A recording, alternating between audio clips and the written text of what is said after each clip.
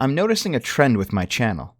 A lot of my videos eventually come around to the sentence, I remember when I was in high school and the left. To anyone watching this that is in their teens or early 20s right now, it must be hard to imagine a time when the left wing of politics was the sane, rational side, caring about stuff like individual liberties and free speech, while the right wing was full of evangelical Christians who wanted to take away video games, rock and roll, D&D, and South Park. I remember when I was in high school, and the left fought for the legalization of gay marriage, and the left fought for freedom of speech in academia against the religious orthodoxy, and the left fought for legalized marijuana, and the left fought racism by demanding equal opportunities rather than reparations. Am I really that old?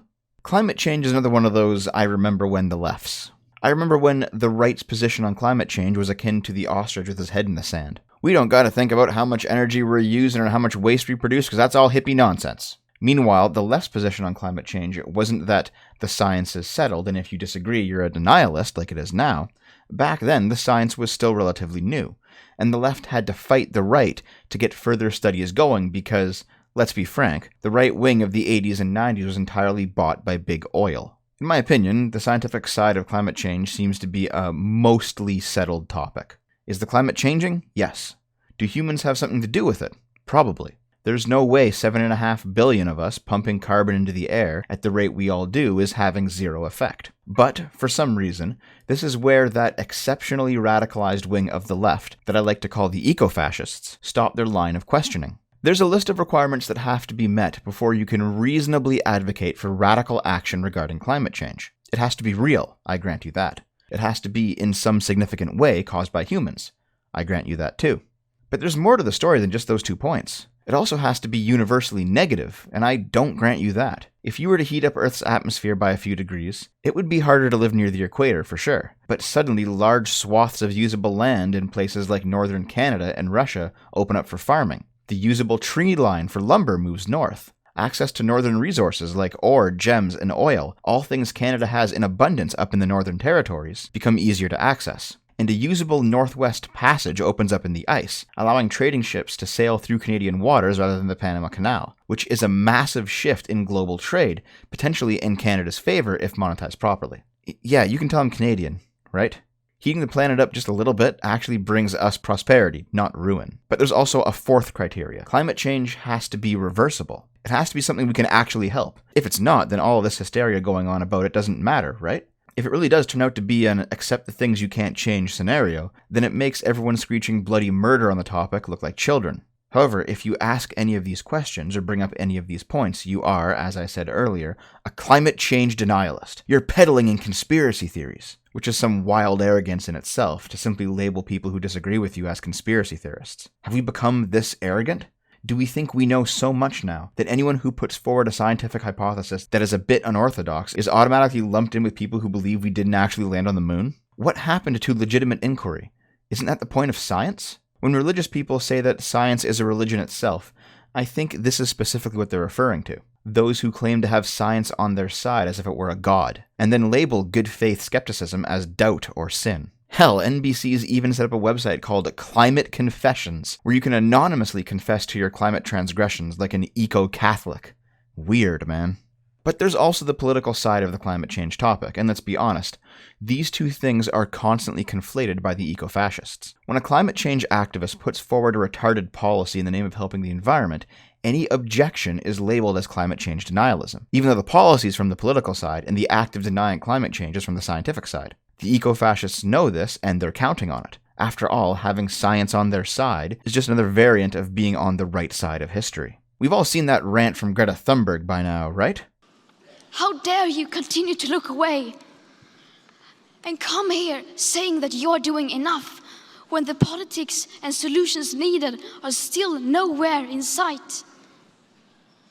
You say you hear us and that you understand the urgency. But no matter how sad and angry I am, I do not want to believe that. Because if you really understood the situation and still kept on failing to act, then you would be evil, and that I refuse to believe. Yeah, there it is. Fiery, passionate, and very obviously scripted. Greta has actors for parents and a director for her grandpa. There's no way this is her convictions. In fact, here's her conviction. Could you please tell us what kind of message, what you are doing here today, what kind of message would you send by doing this to world leaders? And also can I ask you, do you think it's about time that President Trump would respond to what you have said today?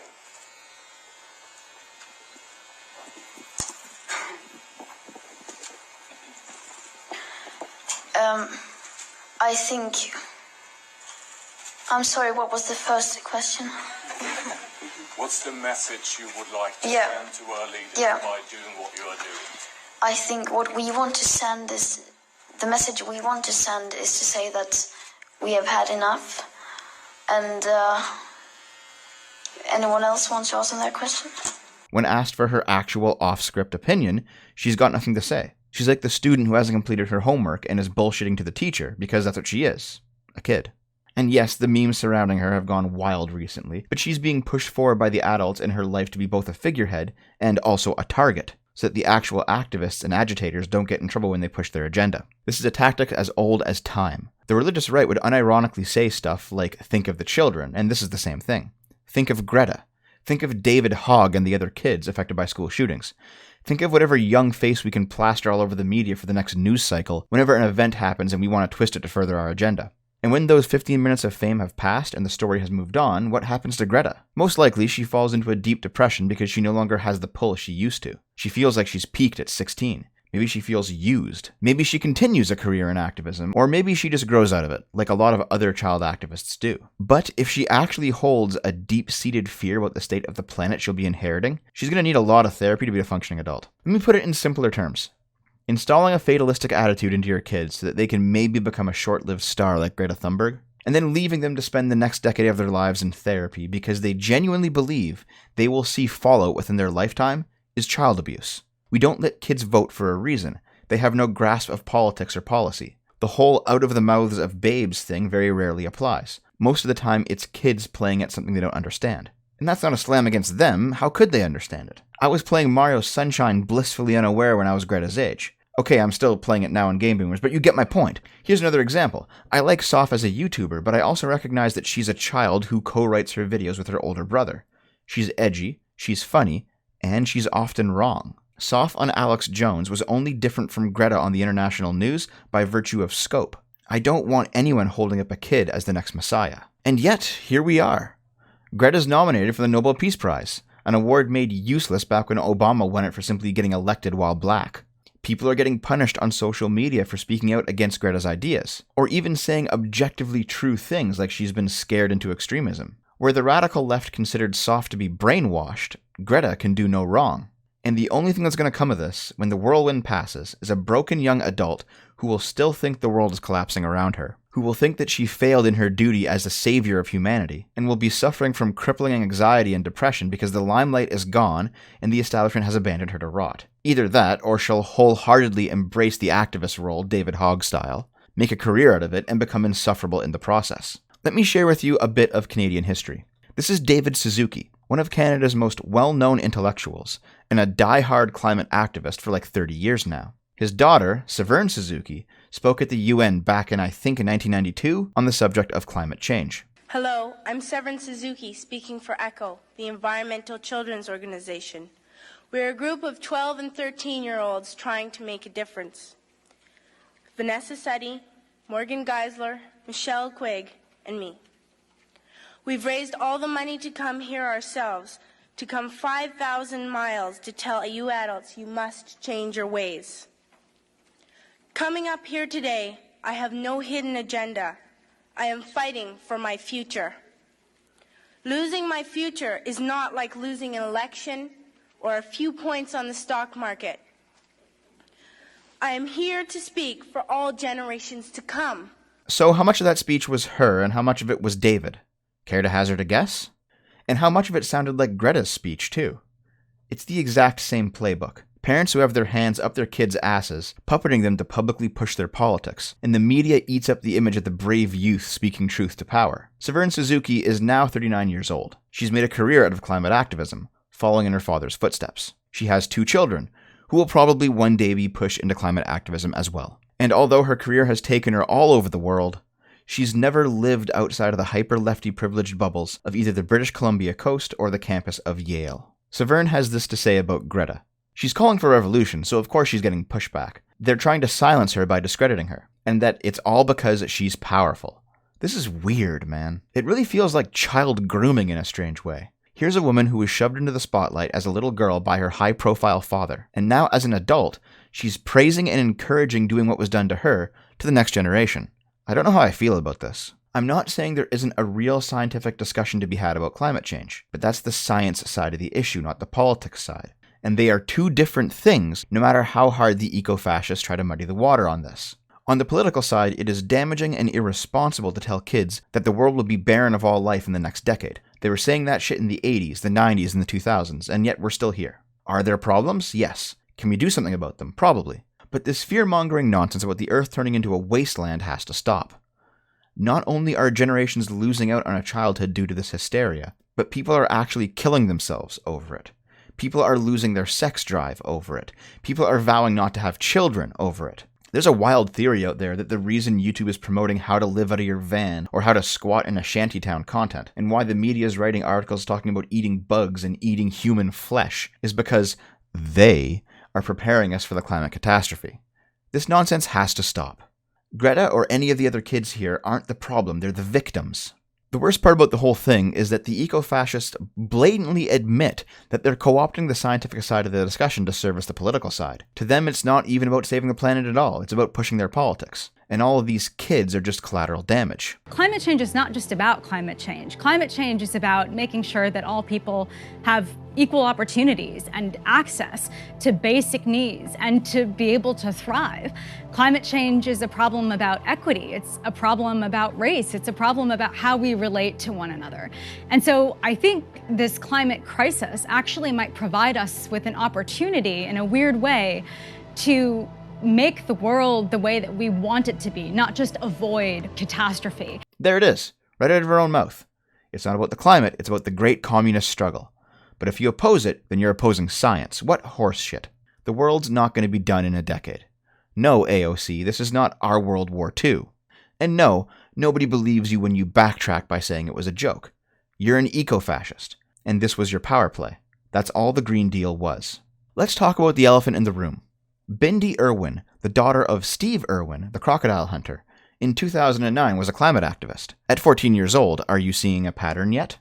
Hillary Clinton was doing a youth activism climate e-journal thing at that time, as Secretary of State, and her office was accepting essay submissions from young people regarding climate activism. Bindi's essay won a spot in the journal, but Hillary's office, presumably not Hillary herself because let's be real, heavily edited what they considered to be offensive content out of Bindi's essay. The central thesis of Bindi's essay was that an ever-growing human population was the primary cause of climate change, not fossil fuel consumption, not garbage production, not anything else. But printing this would have been political suicide for Hillary. But is Bindi wrong? If there were only 100 humans on Earth and they were all driving cars around and burning coal in the most dirty way possible and doing whatever else they could to fuck with the planet, they wouldn't cause climate change. We output more carbon into the atmosphere today than we did at the beginning of the Industrial Revolution, even though technology is significantly more clean because there's just that many more of us on the planet. The real inconvenient truth is that if what the eco-fascists say are true, there's just too many of us and nothing we do will help the climate. Modern agriculture relies on these forms of energy, at least for the moment. So if you actually want to return to a pre-carbon society, you're going to lose most of the world's food, and soon after most of the world's people, and that's just how it is. However, bringing this up as a politician, like Hillary with the Bindi e-journal thing, is political suicide, because it makes you sound like you're a raving mass murderer. To solve climate change, we need to kill 90% of the human population is both a horrifying statement, and also the only way we know how to actually solve the problem, if it's truly as bad as the eco-fascists claim. Or you could always go the movie Bob eugenicist route, and sterilize 90% of the human population. Same thing will end up happening in 100 years. My point is, the eco-fascists know all of this, and they don't say it, because they don't actually believe in what they're saying. Like AOC from earlier, backing down from the World War II comments. If it truly was on the scale of World War II, if you actually believed that, your solution wouldn't be, give me power and let me implement socialism. The truth is, it's only ever been about implementing socialism. It's never been about the environment. By the way, I'm not advocating for killing or sterilizing everybody, obviously. My point is, for how bad the ecofascists say the situation is, all of their proposed solutions, that you're bigoted and uneducated for not agreeing with, by the way, have turned out to be limp-dicked power plays. In my opinion, the actual solution is to use the vast energy that fossil fuel provides to invent technologies that will allow us to power our society on cleaner future tech, like hyper-efficient nuclear or whatever. And then if we need to do some cleanup afterward once we've got there, then we do it. And by the way, that's actually what we're doing. The majority of carbon is coming from India and China in the Middle East, not North America or Europe. Oh, but to those countries that are still getting through the modernizing towards green tech phase of Sid Meier's civilization, Greta says drop dead. I guess this is what you meant by the climate can't wait and the youth can't wait, eh? I'll give you one final parting bit of hypocrisy on my way out. In my opinion, the carbon being put into our air is a minor problem. The serious environmental issue is the destruction of the oceans by ships dumping garbage out at sea. The ocean is the planet's lungs, not the forests, Macron, you idiot. And the widespread death of plankton is actually a serious problem that needs solving within our lifetimes, or we might actually be fucked. At the same time, the destruction of the coral reefs is a major loss, as those will take thousands of years to regrow. It's not the air. The planet will sort that shit out eventually on its own, even if we don't develop ways to help it along. It's the water. But hey, who's doing most of the damage to the oceans? Oh, it's India and China. And by a much wider margin compared to the West, too, than with that carbon emissions thing. I guess that's why the ecofascists are largely silent on the oceans issue. If the endgame is revolution, they'd rather side with who they view as their comrades.